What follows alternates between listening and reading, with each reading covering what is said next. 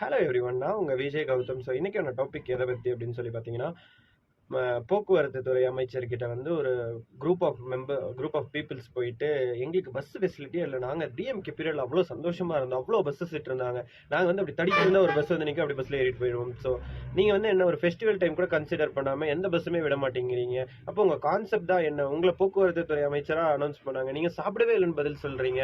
என்னதாங்க உங்கள் கான்செப்ட் அப்படின்னு சொல்லி ஒரு 10 பேர் வந்து ஒரு மீடியா முன்னாடி நின்று பேசுகிற வீடியோஸ் எல்லாம் பார்த்துருப்பீங்க. ஸோ அமைச்சர் பேச்சு சர்ச்சைக்குரிய பேச்சாக மாறி இருக்கு அப்படின்னு சொல்லி பார்த்துருப்பீங்க. அந்த மாதிரி ஹெட்லைன்ஸ் வச்சு மற்றும் பலர் டிவிலெல்லாம் போட்டதையும் நீங்கள் பார்த்துருப்பீங்க. ஸோ அது என்ன கௌதம் கான்செப்ட்? உண்மையிலுமே அமைச்சர் வந்து அந்த இடத்துல பஸ் விடலையா, இல்லை அமைச்சரோட பேச்சு அந்த மாதிரி சர்ச்சைக்குரிய பேச்சா இருந்துச்சா அப்படின்றது தான் இந்த வீடியோவில் பார்க்க போகிறோம். ஸோ வீடியோ கடைசி வரைக்கும் பாருங்க, அப்பதான் தெரியும் தாவேக ஆட்சிக்கும் திமுக ஆட்சிக்கும் என்னென்ன டிஃப்ரென்ஸ் இருக்கு அப்படின்னு சொல்லிட்டு. ஸோ வாங்க வீடியோக்குள்ள போகலாம். நான் உங்க விஜய் கௌதம். ஸோ பக்ரீத் அப்படின்ற ஒரு ஃபெஸ்டிவல் வந்திருக்கு, முஸ்லீம் ஃபெஸ்டிவல். ஸோ அந்த ஃபெஸ்டிவலை முன்னிட்டு பல இடத்துல இருந்து அவங்க வேலை செய்கிற இடத்துல இருந்து அவங்க வீட்டுக்கு இல்லை நேட்டிவ் பிளேஸுக்கு போகிறதுக்காக எல்லாருமே பஸ் ஸ்டாப்பில் நின்று இருக்கும்போது, ஸோ போதிய பேருந்து ஃபெசிலிட்டிஸ் இல்லாத ஒரு காரணத்தினால பாதி மக்கள் ரொம்ப சிரமப்பட்டதாகவும், அப்போ வந்து அந்த இடத்துக்கு வந்த அமைச்சர்கிட்ட, சார் எங்களுக்கு பஸ் ஃபெசிலிட்டியே இல்லை, ஸோ ஏதாவது ஒன்று ஏற்பாடு பண்ணி கொடுங்கன்னு சொன்ன மாதிரி, அப்போ அந்த அமைச்சர் வந்து, நான் இன்னும் சாப்பிடவே இல்லை, நீங்களாம் சாப்பிட்டு தானே இருக்கீங்க, நான் சாப்பிட்றேன், அதுக்கப்புறமா நம்ம பார்ப்போம் அப்படின்னு ஒரு சர்ச்சை சொன்ன மாதிரியும் அப்படின்னு சொல்லிட்டு இருந்துச்சு.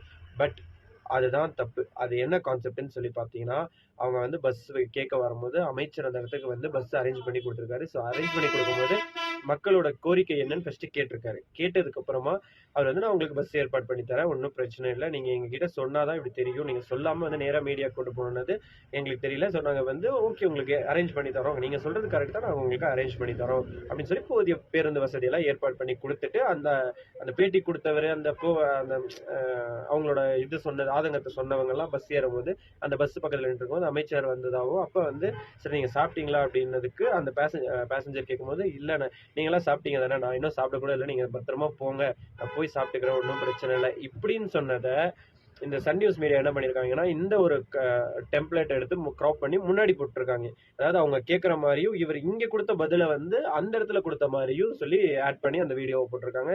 இதுதான் அந்த சர்ச்சை. அதே மாதிரி ஸோ நீங்கள் நாங்கள் வந்து அதில் ஒருத்தர் வந்து திமுக கொத்தடிமை வேற. ஸோ அவர் வந்து ஆல்ரெடி நிறைய டிஎம்கேவோட பேனர்ஸ்லாம் இருக்காரு.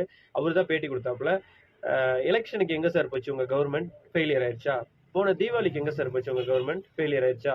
பொங்கலுக்கு எங்கே சார் போச்சு உங்கள் கவர்மெண்ட், திமுக கவர்மெண்ட், ஃபெயிலியர் ஆயிடுச்சா?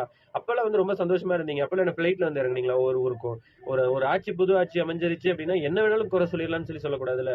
சரி பஸ் ஃபெசிலிட்டிலாம் கொஞ்சம் ஏற்பாடு பண்ணி கொடுங்கன்னா முடிஞ்சு போச்சு. திமுக ஆட்சியில் சந்தோஷமா இருந்தேன்னு சொன்னீங்கன்னா, இப்போ திமுக ஆட்சியில் வந்து இந்த மாதிரி பஸ் பத்தாம இல்லையா, இல்லை பஸ் போதுமான அளவுக்கு இல்லாமல் இல்லையா?